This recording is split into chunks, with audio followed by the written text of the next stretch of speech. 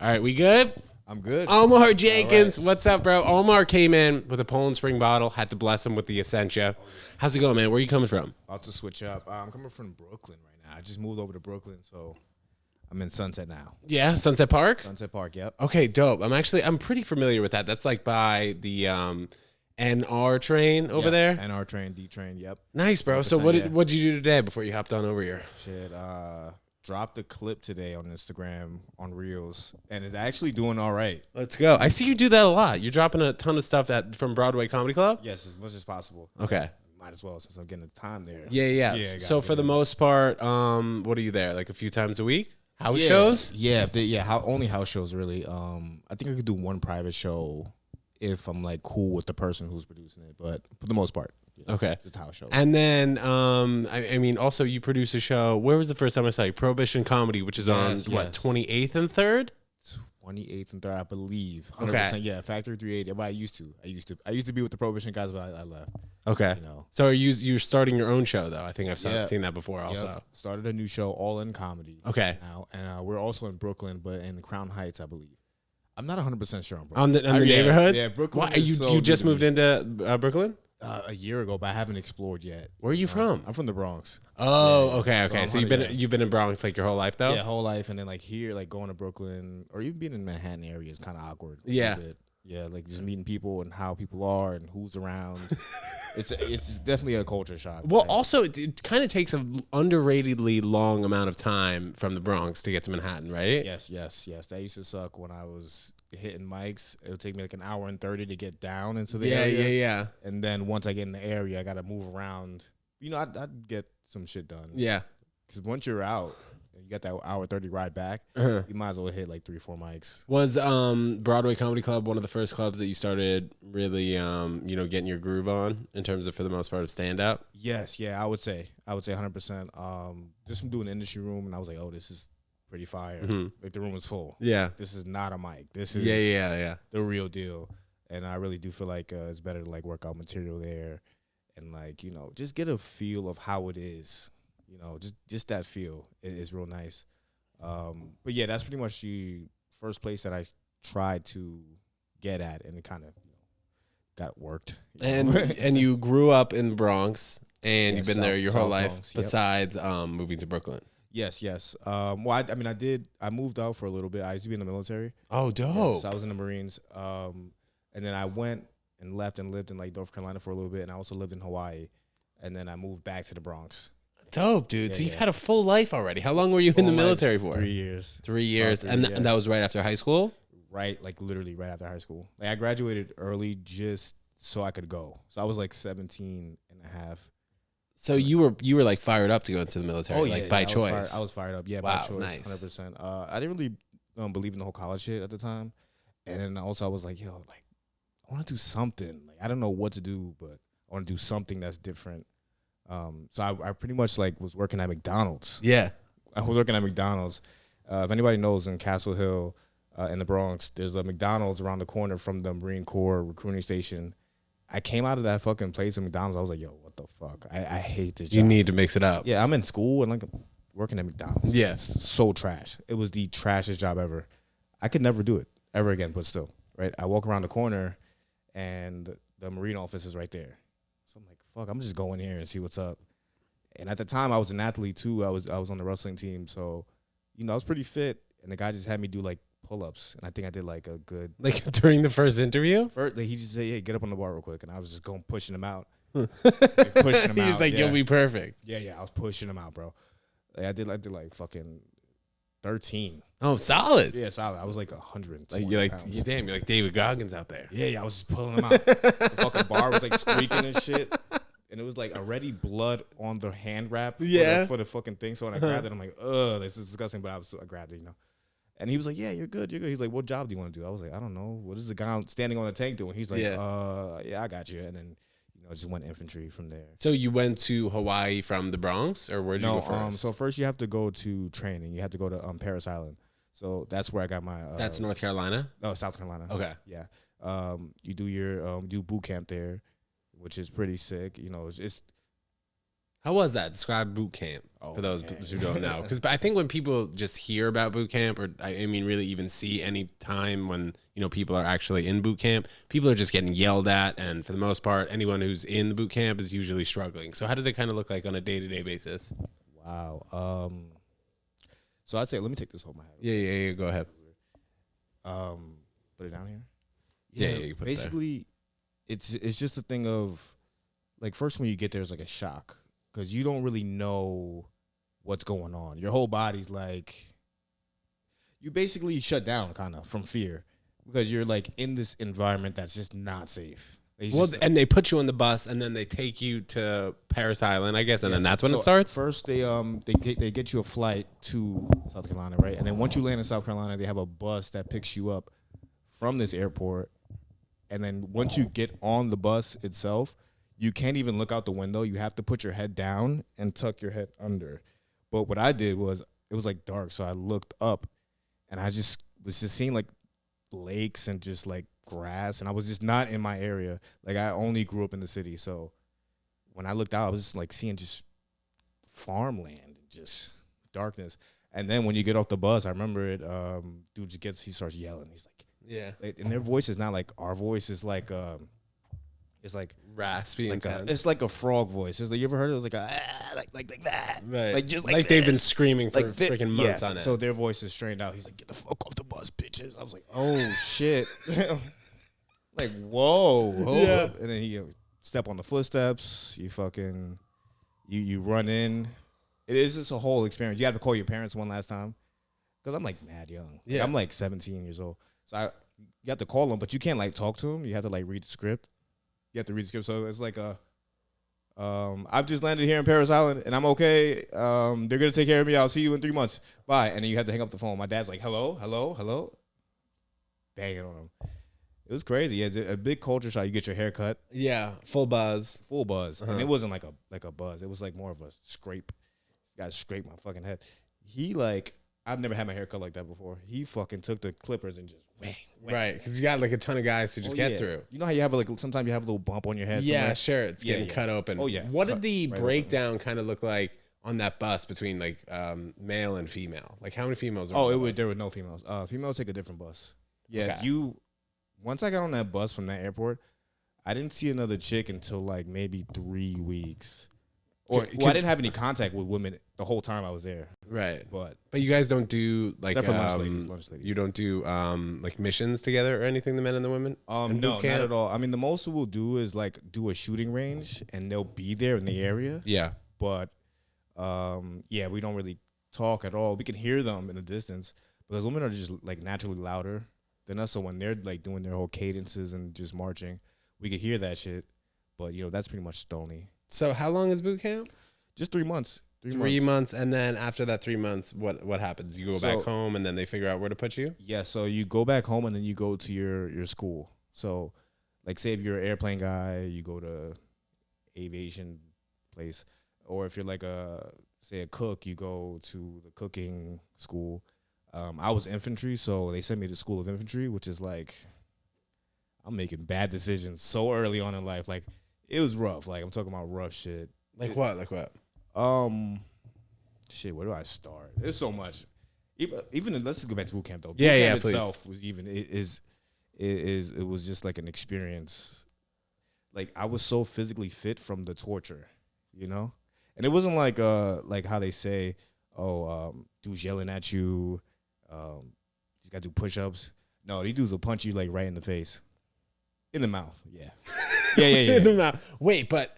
In terms of what? You're not listening? Not trying hard enough? I mean, they could just pretty much just punch you in the face pretty much anytime, anywhere. You could just, I was just standing there one day. I was taking a break from drilling. So they're doing half the platoon drilling and half the platoon waiting and, like, cleaning shit, whatever. Whatever they made us do. Dude just walked by, just clocked me right in the jaw. Bam! Did you get seriously hurt from that? Yeah, I mean, but it was all the time, though. So it was like, whatever. Yeah, but it was crazy though. So shit like that, anything. If you fuck up, you're getting fucked up. So ideally, I mean, they're just trying to make you as hard as possible. If you were to be like invading a country, that's ideally. Yeah. They want to. Well, they pretty much just want to see if you will quit. If you will quit. So that way they could just, weed you out and then get you the fuck out. Because then you're like kind of pussy if you do quit. But, but you do have to endure some stuff that, is like kind of like, for instance, like spitting. One time, this dude, we used to call him Staff Sergeant Wet Mouth. Dude just walked up to me, right? I wear glasses. I had my glasses, right? This dude's like yelling at me, and he's purposely making his mouth juicy, So when he was yelling, he would like announce the words to where the spit would come out perfectly. And it was so bad that it was like just leaking down the glasses. Like leaking down. Yeah, he was bad. So it's just abuse on all fronts to see if you can handle it. Yeah. They just want to see if you're gonna quit. And then they one time they fucking told me, he was like, because you have to do what they say, no matter what. Like no matter what, you have to literally do the thing that they say. So the guy was like, "Yo, go tell the drill instructor that you quit right now." And I was like, "Fuck, that's fuck." I'm like, damn, I gotta. So I technically said it. So like, I just like ran to this guy. He's in the conversation, mind you. I ran up to this guy. I'm like, hey, this recruit does not quit. So I technically said what he told me to say, but I said not. And he was like, what the fuck are you talking about? And he was like, who sent you? I was like, the other drill instructor? Not like that, of course. I'm like, sir, this recruit was sent by. Sir, this guy sent me, sir. Yeah, screaming at the top of my lungs. But in regular voice, I'm fucking, yeah. In New York guy voice. Yeah, so and then he's looking back at me. He's a black dude too. He's like, I'm gonna fucking kill you. He's like, I'm gonna fucking kill you. So I'm like, yeah, he's gonna fuck me up, whatever. Like, no, like the next morning, like it was like, cause we wake up at 4 a.m. right? It was 3:30. Now this dude's black as night. Like I'm black, but he's like black sweatshirt, yeah. Yeah. So eyes are like wide and shit, like creepy looking dude. 3:30. I roll over right to the other side of the bed. I look over. I'm like, this dude's fucking face is right here. Like, come on the top bunk.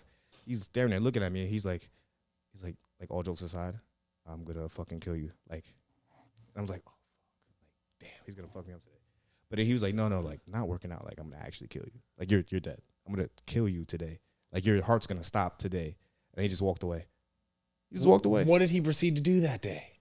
Oh man, that dude was fucking me up. Like, from 4 in the morning. I think I worked out for 24 hours straight. Like straight. All the way around until the next day. Then he was like, so I'm working out, right? He's doing everything. I'm talking about the dude had me like planks, push-ups, sit-ups, pull-ups, all that shit. That stuff. Burpees. In the sand. And then, like, once that wasn't working, he like put me in this bush with mosquitoes. And I had to like hold my ears and do a plank. But it's like concrete bushes. Yeah. So it was like concrete and then bushes. So I'm like here. And I'm just holding it, so I'm like planking for like 30 minutes. But I'm confused as to, so somebody told you, what was the title of the person who told you to go up to this person? Was it like a sergeant, so lieutenant? There's like 5 different drill instructors. Okay. So there's a head drill instructor, and then there's like the other ones. Yeah. So they all have like different jobs. So one of them is supposed to teach you, one of them is supposed to discipline you, and then another one's supposed to like help, assist that guy. And there's like different jobs that they have to help you with. Because you have to like be good at shooting, you have to be knowledgeable, and you just have to. There's like a drill instructor, and then the head one just owns all of them. So yeah, that's how that goes. But what were you supposed to do in that situation when one of your instructors told you to go tell a guy that you were supposed to quit, and then you said, "I'm not going to quit," and then the guy said, "I'm going to kill you"? Like, what the hell happened? Oh no, yeah. So in that situation, there was no win either way. So I was like, I already knew it was up. Like. I was like, yeah, he's going to fuck me up. But I was used to it low key. But then at the same time, it was like, yeah, let's just see what happens. So there was no way, or for you, if you went up to that guy and was like, I'm going to quit today, either way, you think you would have said, I'm going to kill you? Yeah. And there was also no way that I was going to quit either. Because I did see like how they hard, treated it. Bro. It had to be hard. There was a dude, there was this white kid. He was sleeping next to me. I forget his name, but he went crazy in the head. Like he lost his fucking mind. Because we would like, since we're next to each other on the bunk beds, and when we go to the bathroom, it's like he was below you. Sink. He's on the next bunk, like across from you, but you're both on the top bunk. Yeah. Okay. But however, like the things lined up when we go to the bathroom, like we always brush our teeth together. Yeah. Right. So I'm brushing my teeth, right? Brushing our teeth, right? And mind you, this is quick, because from the time you wake up at 4 a.m., you're downstairs with all your gear on, ready to go at 4:04. Nice. So I made you. Piss, shit, shave, put your clothes on, grab your rifle, and it's down the stairs, and we were on the top fucking floor. So, right, this kid couldn't have been like more than 18. He's brushing his teeth, right, and then he just starts looking like deep into the mirror, and then he just starts brushing it so hard that his mouth starts bleeding, like it's just straight blood coming out. So I'm like, whoa, bro, you good? He's like, shut the fuck up. I'm like, oh shit, like blood spraying. And then like I'm like, oh shit, like what's gonna happen right now? So all I know is that he went to go talk to one of the drill instructors, and he ended up quitting. That was the last time you saw him? Yeah, no, I saw him for like 2 weeks because he just sat down in the corner on the concrete floor for 2 weeks straight. At Paris Island still? Yes, in the corner, just sat there with like a sweatsuit on. Sad. No way I'm gonna do that. So you couldn't really quit. This kid was sitting there, and then it was so fucked up that they were like, yeah, because we had to bring him food from the chow hall. So when we'd have to pick up food from him, they're like, yeah, don't get him nothing good. So I'd get him like 2 slices of bread. What was that shit called? Cottage cheese? Oh, the white shit? Gross. Yeah. Right. Like, like little shit, raisins. Yeah. Like an apple. Damn. So was there do you have any fond memories of boot camp besides the extreme amount of hard work you did for 3 months where you're like, oh, haha, this part's cool? Oh, yeah, there was a day where we got tasked out to, I believe, clean a church. Because it's a whole base. So the first time they gave us like a little bit of freedom to like just do a working party, which was like fire as fuck. Like, isn't that sad? Like the working party was like the highlight. I'm like, oh, yes, we're going to have to be free for like 2 hours or whatever. So me and my boy Smith was honestly retarded. Like he was like that's the word I could only use because he was like not mentally. He was handicapped, like for sure mentally handicapped, but he was tough enough to endure the training. So he's here, chilling. Funny guy, but actually mentally insane. Not insane, but just like not smart. Like I don't know how to explain it. Autistic, most likely. Sure. Like really, really autistic. Right now, he's a funny character, and I'm with this guy, so I'm just enjoying the time. Just he's making me laugh, right? So then I tell him, I'm like, hey, look, the priest has a refrigerator in his office. Let's break in there and drink a cup of soda. That was gonna be my day. Yeah. Right. He just got bust through the door. So strong, so big and strong. Bust through the door. Now he's holding it while I'm in the refrigerator raiding it. Right. I'm fucking getting grapes. This guy had grape soda, fucking cherry, everything. Shit like peanut butter. I took like 3 cups. I remember because I didn't have a cup of soda in maybe about 3 months. So when I drank it, it was so good, but I fucked my whole stomach up for like a long time. Like for good. Yeah. Yeah, I was fucked up. But it was good. Just the taste of it, We had some cookies in there. There was some cookies. Oh man, that was good. That was like you didn't get caught for that? No, not at all. Nobody was there. It wasn't like the popular church. It was the Church of Zion. I don't know what the fuck that is. Have you ever heard of that before? No, maybe never. Maybe never. I have. Yeah. So those are big things back then, like cookies and fucking like juice and like socks. Dude. There was a kid that he went Jewish. Black dude went Jewish for a cookie. Like he came back with a fucking yarmulke. Yep, with a yarmulke on his head, eating a cookie. The funniest shit in the world, but Yeah. Damn. Little shit. So your process from being in the military for 3 years, were you potentially going to be in the military your whole life, or like why did you kind of stop? Oh no, not at all. Because of my MOS was just infantry, so it wasn't so fun at all. It was pretty much like hard work all the time. So it was definitely like chill. Let's not do this for a long time. Like I was like, when I left, I was like what 21. Yeah. I was like an old man, kind of. Like, and I felt it in the body. You came back to New York? Yeah. So I came back to New York, and I moved to the Bronx. But I was moved around in the Bronx until I decided to move to Brooklyn, and then started doing I started doing comedy while I was in the Bronx, and I was like, oh shit, like this is fun. Because they have some stuff over there, like Malcolm X Boulevard up there, right? A few shows. I think that's in Harlem. Oh. Awkward. My bad. Yeah, no, yeah. No, I mean they do have a few comedy shows up there that I've seen. Not so many, right? I haven't. I've seen one. Maybe it's someone called at the Bronx Brewery or something. I heard about that. You know what? Maybe that's what it is. Yeah, something like that. But I for the most part I started Eastville and I started comedy in Eastville in Brooklyn. Okay. Yeah, so that's where I was at. And it was like a pandemic thing because that's like beginning pandemic. I started. and it was just the same people every day, same mics. I'm talking about from Monday to Sunday. Really? 2 mics a day. And then you go to like Cellar 77 also, or you were just like at Eastville a lot? Okay. So sometimes if you get on at like Sunday, they would have a 4 o'clock mic at Eastville. Yeah. Then you could run the Climate and do maybe 2 mics there, and then run back and catch the 6 at Eastville. And then if you wanted to, you could go back to Climate and do like the 9 or 10 if you could get off the first mic early.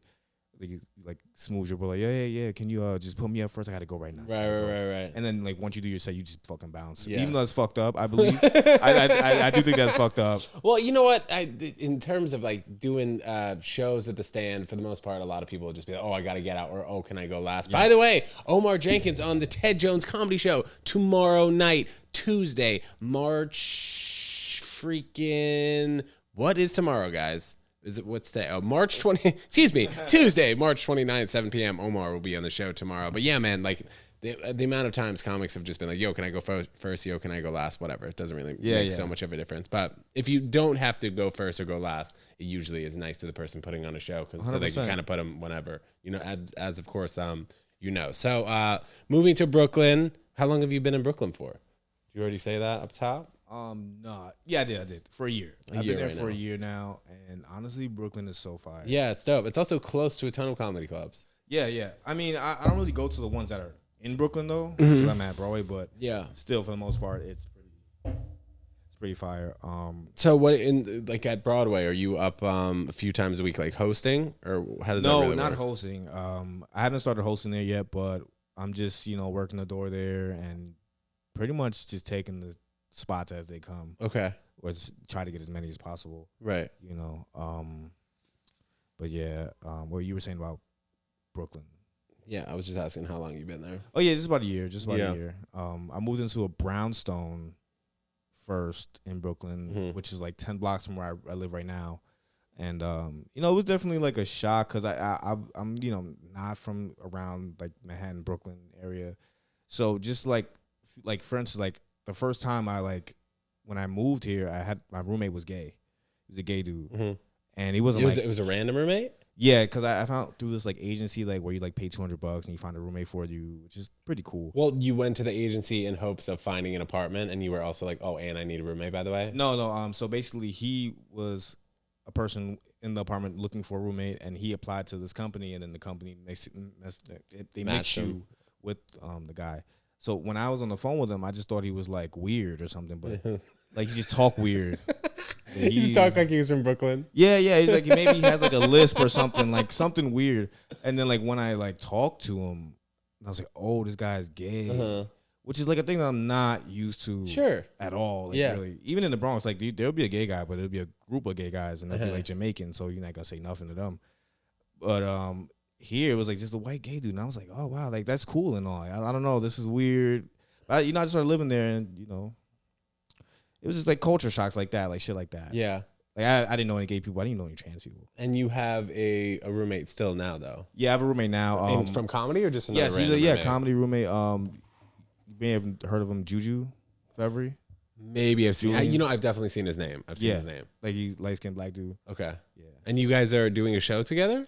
Yeah, we're doing the All In Comedy Show. We're actually planning the next lineup today. Nice. So we're gonna throw the show. We're actually gonna drop a carousel post on Instagram with all the comedians' pictures and everything after it gets all watermarked and all that good stuff. Nice, man. So and honestly, that first show was successful. I wasn't expecting that at all. And I feel like just since we first started the Eventbrite, that they kind of pushed it out just to like keep us coming back. Or was that like your first Eventbrite? Yes, first thing? Eventbrite. Okay. Yeah. So I feel like a lot of people came. Yeah.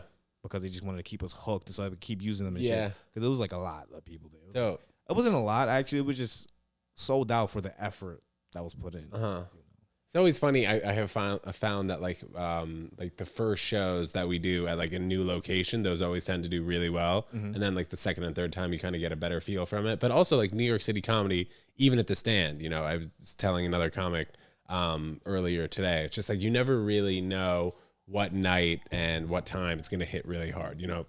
obviously like Friday and Saturday night, anywhere from like 7 to 10 p.m. It's going to be a great show. You know, you're going to get a good turnout. But some shows, like we have tomorrow night, the show you're doing, 7 p.m. on a Tuesday. Still, we're going to have a good turnout, but like you never know if it's going to be freaking 25 people or 100 people sold out. You know, it's just really a feel kind of thing for it. And maybe, you know, it has to do with the lineup, but I mean, as being a producer, as you know, it's all over the place. Comedy's a beautiful thing. That's the thing about it. Yep. It's so beautiful. And it's crazy. I was thinking about this the other day, about like people who were, doing shows in the pandemic, and they really there was no blueprint really to start a show. Like, I don't even know, how did they even come about? Cause remember, there were like fucking there's like a million shows now, but like in the pandemic, there were like a few shows that everybody was like going to, and it was just like a good vibe. It was like a community. Like everybody just came together to preserve comedy and make sure that it stays.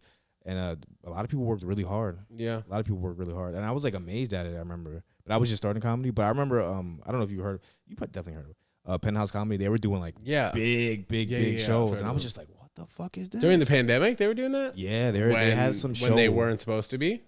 For sure not. Definitely not. Could not have been. And it was like crazy. I'm like, what the fuck is this? Like, people are still coming to see comedy here. Like, is this shit this important? Like, it's crazy. And it's just a nice thing, you know, just to see that happen. Like, see people like fight to keep it going. I don't feel like another genre of like entertainment would do that. Like, for instance, like I don't think, like in the rap scene, they would not put on like little concerts here and there to keep things going. Yeah. But in comedy, everybody's like kind of like so together a little bit. Yeah. That it makes it like a family. So during the day, you had mentioned you work with Geek Squad. Yes. So Omar came over here. He was like, "Dude, what's your Wi-Fi password?" I was like, "Damn, man, I can't remember the last time somebody asked me that." First of all, I can't remember the last time somebody came over here and was just hanging out and asked me for the Wi-Fi password. So that's probably why I didn't know it. But Omar came over, was just trying to hack it away, and you knew everything about the Wi-Fi box that I had over here. I was super impressed. So kind of talk about working for Geek Squad and what that looks like. Yeah. I mean, so I pretty much work in Manhattan. So, I kind of like been to like a million people's houses, and I could kind of tell, you know, who made their own Wi-Fi password and who's the type of person that would not make their own Wi-Fi password. So I'm the type of person that would not make it. Or you might thought that I may have made it, but you were like, what's the password? And then what was it? I guess we shouldn't say it on air. Whatever. Yeah. If you guys are listening, it's Young Peach. I can't remember. What was it? 18? Not a clue. Yeah. So I was like, there's no way this guy changed his password. Yeah, no way. Like, how do you know? I was like, well, I know. Yeah, you were like, just check the button. No, check that line down there. I'm like, oh, I know exactly what you're talking about. But so you go to people's houses, and are you dealing with a lot of older people for the most part? Oh, yeah. A lot of old people. Like a ton of old people. And is it usually simple stuff that you're dealing with? Yeah, sometimes it's just like them misunderstanding something, and then other times it's like something new, like a new product or a new device where, you know, just teach them how to use it. And it's like I feel like that whole generation really just forgot. But they missed it. They missed the whole boat. It's also got to be pretty intimidating, man. Like there's some things that I started, even this podcast, you know, like the first 4 months of having the podcast, we had a producer for the first 60 episodes of the show. Shout out producer Pat. So he, for the most part, was in charge of syncing the audio here and the video and then chopping it up and putting it on YouTube. But that took me so long to figure out how to do that. As simple as that sounds, there really are a lot of moving pieces. So I can imagine, like, if I was 30 years old and I had to learn how to use the internet for the first time, how to use email, as easy as it is today, it's a little intimidating. So I would definitely call you like a bunch of times. I wouldn't stop hitting your line just to be like, oh, is this right? Like, is this Wi-Fi password correct? So I can definitely see how older people would get confused just by the new wave of things. Do you have like, or do you find yourself having more of an easy time when you're with those older people just because it's like quick and an easy job? I mean, no. I mean, I used to at my job. I used to be like the guy that was like super, you know, ready to help, and then, you know, trying to work hard. But then, like, as soon as I started doing comedy, that made my job so fucking trash. And that's been about 3 years. Yeah. Wait, doing comedy? Yeah. No, I've been doing comedy for a year. Okay. So I've been doing comedy for 1 year, but a year and a half maybe. But you know, once I started, you know, doing comedy, they just really just made my job so boring and trash. Like I just really just got so grossed out by it. I'm like, oh, this is trash. Yeah. Like, especially after I did one show where I got paid like $100. Oh, wow. I was like, bro, Damn. I don't need to be working here. Yeah. Fuck this shit. I don't want to like. That's how so many comics feel. It's so funny. Like I mean, even the little shit, like, hey, give me a meal in the bar. Yeah. I'll do a show. I'll go as hard as possible Yeah. for a little meal. Even that $100 right there felt better than the whole fucking check. Really, like the whole check, I was just like, throw that shit. I don't care, but you know. So basically, now it's a little bit rougher. Now I'm like kind of dead eye in the house, you know. But it's a cool job. I got to meet a few comedians actually. I met Sam Morrow. I was at his house through Geek Squad. Yeah, through Geek Squad. Like, no way. Yeah. I literally went to his house. I saw that. I didn't know who it was at first though. I didn't even know him as a comedian at all. Oh, okay. But it was definitely his name. And I went to his house, and then it was him and the white chick was there too. Taylor Tomlinson. Okay. She was there too, and I was like, oh shit, I didn't know he was a comedian at all. But then I was like, when he answered the door, I was like, why is this guy's like shirt so bad? But then like the building is so nice. I'm like, what the fuck is going on here? Like, how does this guy have the money to afford this? And like, I was just like, you know, I was installing his shit for him. Pretty cool guy. Dude had a extra large Magnum condom on his fucking desk. I was like, yo. He was like, the Geek Squad guys coming over. Gotta throw this on. Yeah, he was like, let me just clear this off the table. And I was like, what the fuck is that? It was like that big. It was mad big. I mean, this guy's crazy. That's hilarious. I was like, he was a good guy. Though. Craziest Geek Squad story, though, besides that? That's pretty freaking crazy, though. Craziest Geek Squad story. Like old lady show up naked at the door, something like that. I don't know. Go ahead. You were about to say. Yeah. There's definitely some weird situations. Sometimes I have to go into like hoarders' houses. So there are some people who live in like, see, a building like this. Like somebody probably would have lived in this building before it got like renovated, or or they could still be there. You know, like 50 years later, whatever. Exactly. It is. And the building's just trying to buy them out, basically. But then their apartments is just fucking trash. Like it's just they're old people. They can't really like move around and shit. So there's like piles of newspapers and bags and like books and stupid old people shit. So then there was a guy. He was like on his bed, like bed on the floor. Carpet was like, it was in the carpet. It was just like a fabric that used to be there. It was just black. Everything was so. Does it smell like cigarettes in there? Oh yeah, cigarettes and piss. But piss, mostly piss, like a lot of piss. And his sister, like, she made the appointment, so she had to be there because he's like insane. But he was like nice to me, but he was like super sexist though to his sister. Yeah, he was like, every time she'd say something, he's like, let the men talk. And yeah. So rude. Yeah, he's like, yeah, let the men talk. And I'm like, yeah, ooh, fuck. So, talking about comedy, how comfortable are you on stage? How much time do you think you could be doing on stage if somebody said go as long as you can, Omar? I mean, I've had some instances where, for instance, when I went to, I believe it was Pennsylvania. Yeah, I believe it was Pennsylvania. I did a show, and they wanted me to do 20 minutes. Mm-hmm. When I went there, I'm expecting I'm expecting there to be like a whole bunch of like country white people or something. Like I'm making like a few riffs here and there. Yeah, like crowd work and stuff. I came there first off, but when I first got on stage, there was only 2 people in the audience, just 2. In Philadelphia? Yes. No, where was it at?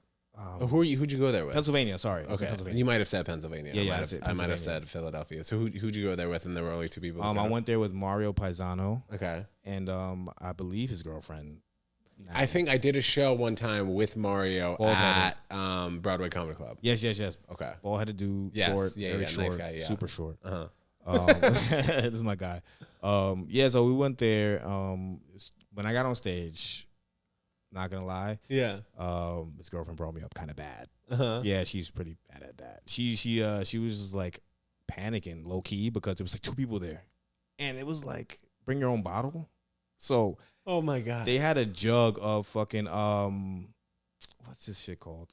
It was probably Cavassier or some shit like that. And they on the table and they're just pouring cups. 2 people. So she brings me up. She's like, "Oh, here's your next comic, Omar." I was like, "Oh, just Omar from The Wire." Yeah.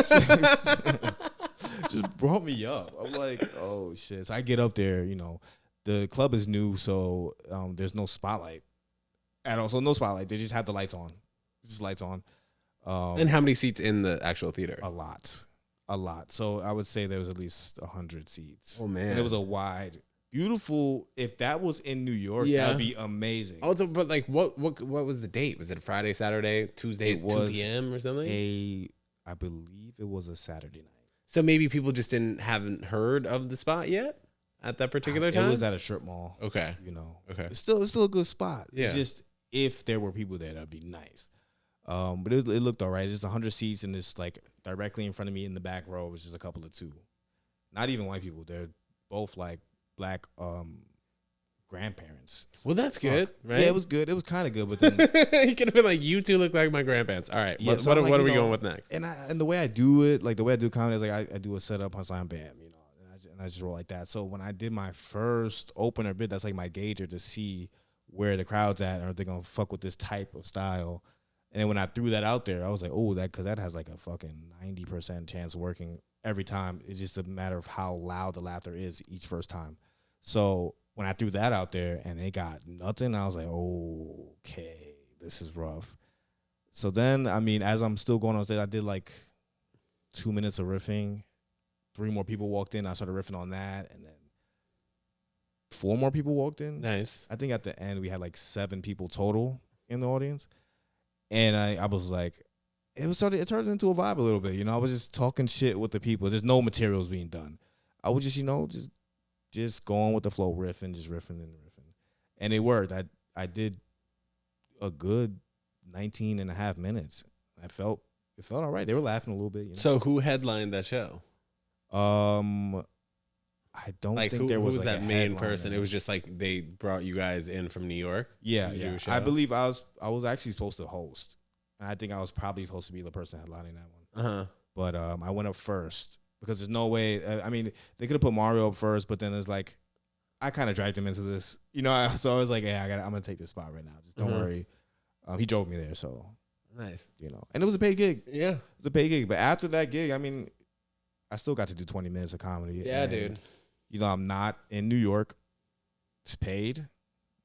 Why not? Dude, you can't ask for anything better. I mean, as you know, as everybody listening to this, as I've said before on the podcast, there are a lot of gigs that just aren't paid. Or you'll go to a comedy show, you'll do 8 minutes, you'll get $10 if you're lucky. You get $20 if you're extremely lucky. And then if you're making $100 like Omar over here, it's almost unheard of in comedy. So comedians, for the most part, work, I'd say, over 75% of their gigs for free. Like you even hear like Jim Gaffigan, you hear people like even in the rap game, you like DJ Khaled just working for free. And I think you do work for free a lot in the beginning just to kind of prove yourself and kind of make sure that your name's out there. So what is on tap for you in the future, Omar? Just being pretty new to this comedy game. Yeah, honestly, I just want to put out as much content as possible, and I want to write as many jokes as possible, and I want like a steady flow of good writing. That's what I really focus on. I just want a whole bunch, because I love jokes, So I just want to make sure, like, when I progress in my levels of comedy, that I'm just keeping the same amount of, crisp to each joke, or like, at least trying as hard as I'm trying now. I don't want to lose that the fire to go, if that makes any sense. No, it does. And you're going to be a little bit high right now. I don't know. Oh, good, dude. Can I smoke in here? Yeah. Yeah, dude, of course. Yeah, of course I smoke. Oh, shit, I just usually, I'm like not so quick when I smoke, so I usually don't smoke right before. But yeah, like that shit up, bro. Yeah, so I think in terms of like comedy and just getting things going, once you start like opening your eyes and realize that you're going to do comedy for like the rest of your life, I mean, the jokes start to come to you, right? It starts to flow. Let me get you an ashtray. Keep going. Oh, nice. Yeah. Also, I'm just gonna shout out my podcast now. Yeah, go ahead, cool? Bro. So I just made a podcast, Omar's Place Podcast. Check it out. It's on Spotify. I was gonna get it on Apple, but I'm having like a problem uploading the cover photo. But other than that, it's out there. Are you on Anchor? I'm on Anchor, yes. But the thing is, I'm getting this problem where I can't upload the picture because there's like some error on it. It says Alpha Channel, some bullshit like that. So I think what you should try and do is maybe go on your iPhone. I've had this issue sometimes. I mean, dude, the amount of issues I deal with on a daily basis just between podcasts and the vlog stuff. If you just try and take a screenshot of it on your iPhone and then put it back on your desktop. See if that works. That might help. Yeah, I'm gonna try to do that actually. Yeah. Like, no, you can't do a file with like transparency in it. Something like that, or maybe sometimes the file is too big. But we did recently switch to Anchor, and I am loving it. And if you guys are watching Spotify, if you guys are listening on Spotify right now, you'll see Omar and I right there on your screen. Yes, very exclusive. We have the Ted Jones World podcast on Spotify. Not a lot of people have video on Spotify, so it's very nice to have video on it.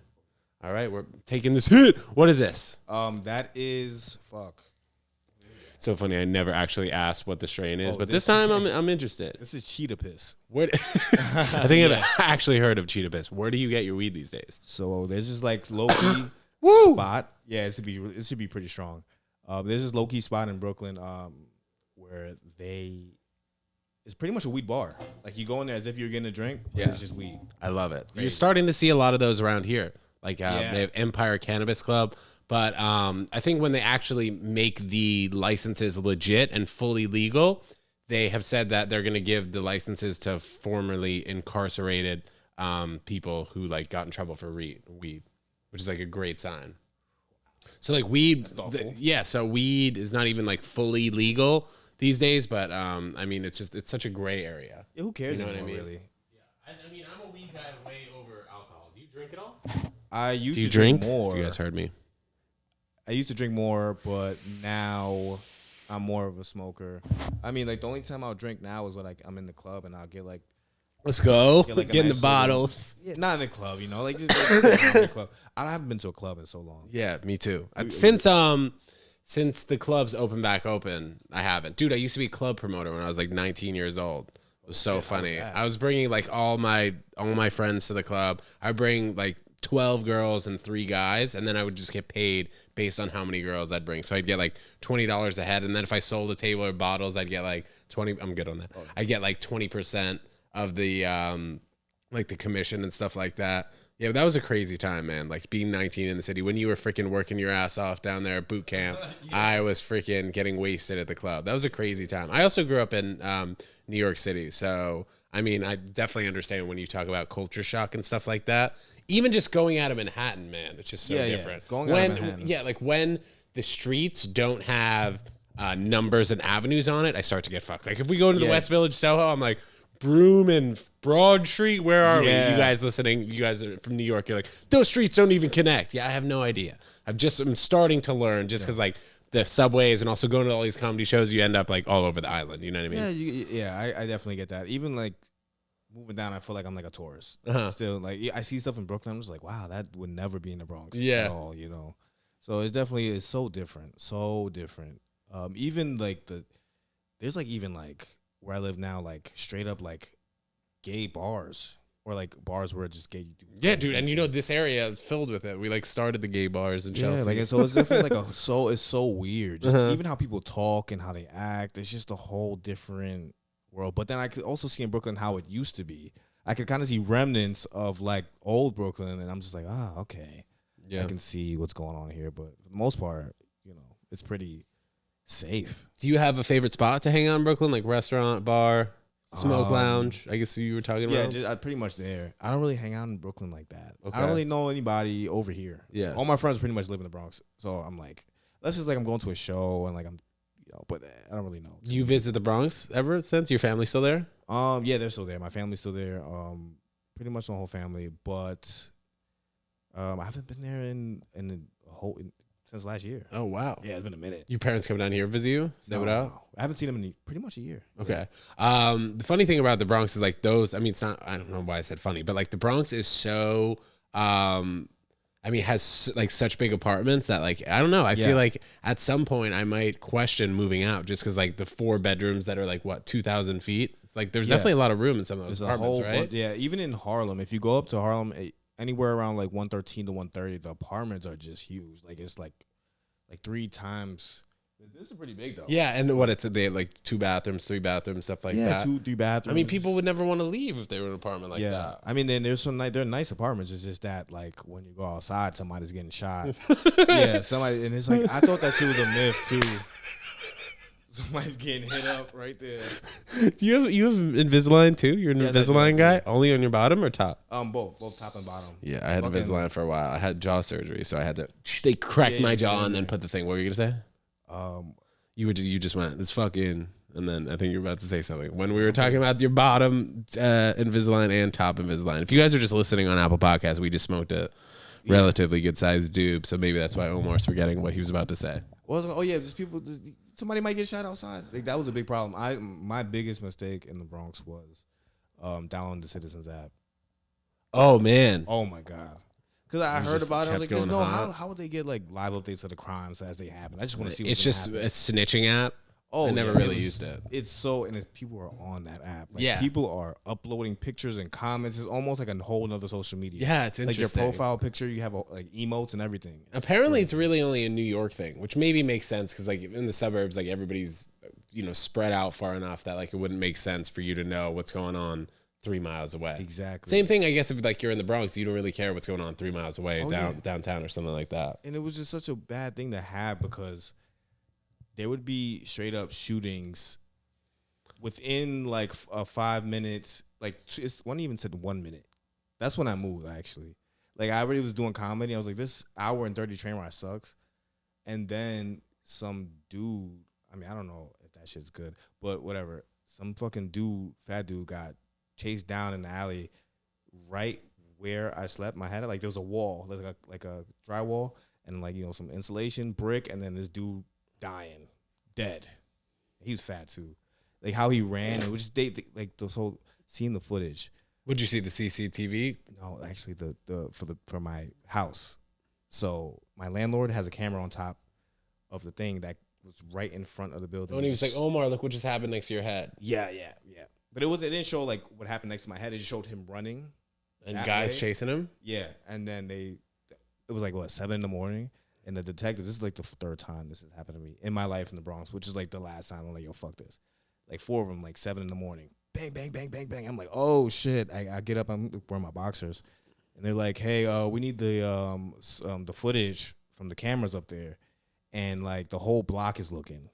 Like the whole area is just outside looking at my door. So I'm like, wait, but why did they ask you that? Why did they say you? Because they saw the cameras and they knew where things happened and they knew where the body was. So it had to be close to the area where the crime happened. So they wanted to use your entrance to it? No, they wanted to use the camera. They wanted to get access to the camera footage on top of the building that my landlord had. But why were you?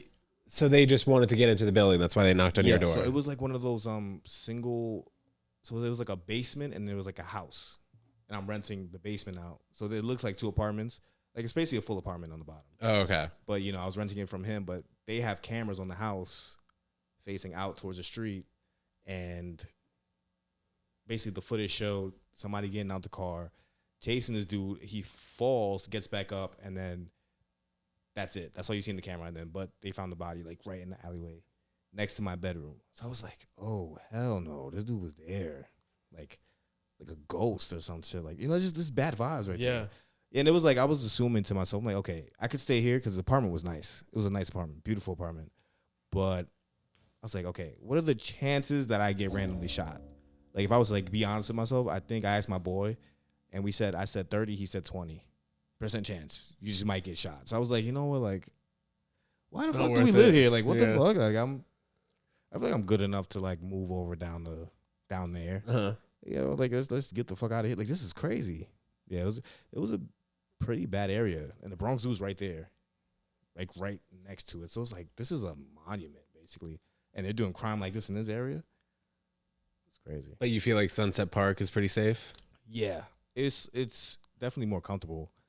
When I do tell people that I live in Sunset Park, I feel like they look at it as being still a ghetto spot, but compared to where I live, no way, just a chill spot. Here, man, very comfortable. Like I could walk with my phone out, count money, fucking do anything with it. I'll fucking smack a random person. You're good. I'm chill over there. I'm like the toughest guy over there. All right, good, man. Basically. All right, Omar, thank you, bro. So what? I mean, you want to know anything else about me or what, bro? Yeah, let's fuck. So you're a vlogger, and we do podcasts and the Ted Jones Comedy Show. That's my full-time job for the most part right now. So I worked at my dad's company for 6.5 years, and then just decided, that I was gonna do all this stuff full time. So that's fun. That's where I'm at. That's definitely fun. I'm a vlog watcher. Yeah. Who do you like? Some of your right favorite now, vloggers. I'm watching Dub. I don't know if you know who Dub is. DUB? Yeah, Dub vlogs. No, I haven't. That's funny. I haven't heard that. Walks around and it's just. I like watching vlogs. I've been watching vlogs since vlogs came out. Okay, literally so since while the first vloggers, 2008. It was like the first famous vlogger. I would say was I don't know if you remember. Were you watching YouTube back then? Maybe, yeah. You remember Shay Carl? No. You remember Shay Carl? No, I should. Nah, it was him. It was Do you remember Charles and Allie? No, I don't remember. This is embarrassing. I should know these guys. Well, this is like back in the day though. 2008, 2008, 2009, 2000. Nice. Like, Shane Dawson was vlogging for a little bit too. Yeah. He was vlogging. Who else is vlogging? There's a lot of vloggers. No, not a lot of comic vloggers. I maybe noticed. No, which is crazy that you're doing that. Like I could watch a vlog. Yeah, like I'm one of those people who watch vlogs. Bro, you got to check it out. We have like 103 episodes as of tomorrow. I'm putting out, and so like what I do is I release Tuesday and Friday, and then usually like every other week it's just like the comedy show that we have. Like we'll just do like a behind the scenes, like just show people's faces when they're on the stage, so we're not actually recording their jokes, and then usually once a week I'll have somebody, Shuey, who's like the videographer. He'll follow me around, but I edit all of my own stuff, and then I'll carry around like I was using that vlog cam earlier, that I don't know if you saw it. Yeah, but so I'll carry that around like for the most part everywhere I go, and just anything that I deem a good clip or whatever, I'll just throw it in the vlog. So it's very sporadic and random, but it's a good account of like my entire week, my entire month, stuff like that. I could only imagine like how is your storage situation with the videos? Bro, that's a great question. That's a great question. There's no way to keep that all in check. Initially I really wasn't saving anything at all, but I've gotten like a terabyte hard drive over there, and I've started to slowly try and save as much work as possible. But I have to clear the memory on my computer easily if I don't like delete stuff and videos, easily 3 weeks. Oh wow! So it takes like, because I'm putting up like 4 videos a week. Shit. So it's 2 podcasts and 2 vlogs, like for sure. So by the time I put up 12 videos on my Mac computer, we're figuring that's probably like I don't know, probably like 12 hours of content, around there. Like by that point, I have to delete it just because it can't fit. And I don't think my computer is that small or doesn't have that much memory. Maybe it has like 256. But yeah, for the most part, I gotta delete it, every few weeks. That's impressive. That's definitely impressive. Even my little editing with doing little clips and subtitles, I was having a hard time on my MacBook. I actually hate my MacBook. I really hated it. Well, what do you use? You use subtitle. What do you use for subtitles? I'm on DaVinci Resolve. Okay, and you that's what you use the subtitles through there. Yep. Do my subtitles right through there. But I'm doing it myself though. It's like I'm like handwritten, which I'm about to fucking quit. Yeah. Like I'm seeing people post shit with like just the automated ones from Instagram, and they get like 4,000 views. I post a reel, I get like fucking maybe 157 views. Like what the fuck is going on? Yeah, it's all over the place, dude. It's just really sporadic, I feel. Yeah. I do it by hand with DaVinci Resolve. Even when I was using my MacBook, it would like freeze sometimes. Yes. Editing a video. These are the problems I have every freaking day, guys. So yeah, it's just a matter of just clearing it out, putting it on the hard drive disk. But yeah, man, editing is a beautiful beast. You really, if you want the project to look exactly how you picture it, you really got to do it yourself. You have to do it. You really have to do it yourself. I paid a few people to do clips for me in the past before, and like it's kind of awkward when it's it's real good work that they did for you, right? But then you kind of want to like nitpick a little bit and say, hey, can you maybe change the color of this? But then at that point, so you don't want to like bother them too much, so you kind of just say, all right, I'll take it like this, and you're not really happy with the stuff, which is really awkward. So I feel better editing my own shit, so that way, I can put it out whenever I feel like. I gotta wait 4 days for a guy to give me a clip back. So it's a good vibe. But I would definitely say, if you're gonna like keep doing all this shit, I would say get a PC, bro. I got a PC just now. You see this monitor over here? I just haven't gotten that cord. You see that? I just haven't gotten the cord to fix that. Yeah, I don't know, man. Get a PC, bro. I got a PC. I traded in my MacBook. The price of your MacBook is still worth, and which is insane because that shit sucks. But it's so bad. And you being from the Geek Squad, man, I can't help but listen to you. Yeah, it's really bad. Like those are not meant. Is it the Air you have or the Pro? No, the Pro. Okay, yeah. So even the Air is like just a scam, like, really. But I got a PC now. Oh my god, it's like what's one of the main differences besides the mouse and I guess the keyboard being more solid? Everything that you click on a MacBook gives you like that little 1 second like waiting. You know, like if you're loading a video or even anything, like you're just opening a menu, things are just much more crisp on the PC. Like, and when it comes to editing, it's just a night and day. You like, for instance, if you upload the video to the media pool, you know, to drop it down to the bars. Yes, sometimes it takes a little bit longer. So when you when you import it from the desktop to the app, you know, it'll give you that little load screen, and then it'll load a little bit, and then it'll show some video, little rainbow action, and then you gotta wait a few seconds because if you fucking drag and drop it down right on the bar, it's gonna lag your whole shit up, right? With the PC, I fucking literally import, drag, drop down to the middle. I'm playing, I'm editing while it's like in its full resolution too. That's a big problem. And like when I had the MacBook, I had to put the playback in fucking quarter resolution to edit. Do you have to do that, or you? No. Oh wow, no. You have an I'm i5. good with that. I use Final Cut Pro. Oh, okay. That's a popular one. Yeah, so I've heard that Premiere is like for the most part, if you want to do, I guess the most serious editing is the one to use, but I was using iMovie for so long, so the Final Cut Pro was like an upgrade for me. And it took me a little bit to kind of navigate from iMovie to Final Cut Pro, but I think I'm pretty comfortable now. And I don't know, I'm fine using Final Cut Pro. I feel like I can do a bunch of stuff on it. Yeah, that's good. To have that comfortability that when you know you can edit a clip, like you have the idea for what you want to do in your head and you just do it, you're like, oh shit, it took me a freaking long time to get here, I'll tell you. But now that I can do it, the only thing that stops me from, doing it is just in a few hours, however long it ends up taking. Yeah, I mean, honestly, I'm into it. Like this whole, I still recommend you get it. Like I'm playing games now on this fucking thing. Yo, oh my god. Like I'm getting addicted to this game now. It's called Rust, right? So you literally like you start off like naked with a fucking rock, and you have like built bases and shit. But like I was supposed to write, and I was like, let me just get on the game real quick, just clear my mind right quick. And I was on that shit for like 8 hours straight. Damn, we'll see. I also I also get in my head editing, and I could definitely see myself editing for freaking 7-8 hours at a time and not even really seeing the time go by. Sometimes it's fun. It's soothing sometimes, right? Yeah, it definitely, yes. It could be soothing. It's just like little things that are annoying when you're trying to like get the playhead to line up where exactly when it's to line up. With the audio. With the audio, yeah. Yeah, but I actually just started filming my podcast too. Like, nice. For YouTube? Yes. All right, great. I'm getting into the whole color grading thing. You fucking with that yet? Not really. What do you mean? So I balance the color on my clips. Is that what you mean? Yes, but like adding like, you ever seen like some people on YouTube, they just have like an amazing shot. Like the light on the face here, and then it's like just a beautiful background. You know how they have that? Sure. It's like it's color like a movie. Just like a movie. And I've been fucking with that shit now. Color grading. I don't know why. I was just I saw that it made the video look a little bit less dead, like a little bit less plain. It just adds colors to certain areas. So I'm pretty much just playing around with that shit. But I'm really just trying to get better. If I get better at editing, I get better views. And if I get more views, I get more, spots. And then your career just keeps going. Yeah. On an upward trajectory. So how are you, like, are you on Reels heavy right now? Or? You know what? It's funny. I actually just started doing Reels within like the last 4 months. I never, ever got involved in them. I definitely should have a long time ago since I've done a ton of episodes just alone, me here on the couch. But yeah, I've just started to do it recently. And then I put, for the most part, a lot of similar clips just on TikTok. And then I do the YouTube. I'm trying to balance, everything. Yeah, it's being an addict too. Like that shit gets you addicted, low key. I had one viral video on TikTok.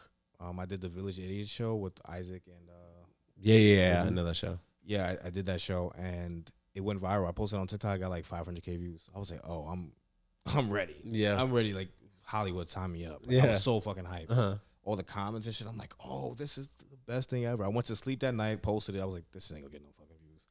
When I woke up, my phone was just like, the screen was going like that with straight lights. I'm like, oh, this is yeah, TikTok's funny like that. And then I posted the part 2 to that video, and I'm like, oh, it got like 20K. So I'm like, okay, not as big as 550K, but whatever. But it was just like an addicting thing. But then like once you like start posting more, and then those get like 200 views, and you're just like, what am I doing wrong? Yeah, right bro. now? I hear you. That's where I'm at sometimes with my TikTok. Apparently, you just got to do 3 or 4 a day. That's what they 3 say. or 4 days a lot. That's what they say. It is a lot of content. But we're going to keep pumping it out. You with the podcast, you with the comedy shows. Omar Jenkins, everybody. Guys, thank you so much for tuning into the Ted Jones World podcast. Omar, anything else you want to say? Why don't you shout out your podcast and Instagram one more time so we can hear you? You can follow me on Instagram at _Omar Jenkins. You can follow me on TikTok _Omar Jenkins as well. You go to my Instagram, you'll find the links to the rest of my stuff. So, yeah, thank you for listening to the episode. Absolutely. Omar, All right. give me a clean handshake there, sir. And we'll see you guys on Thursday. Peace.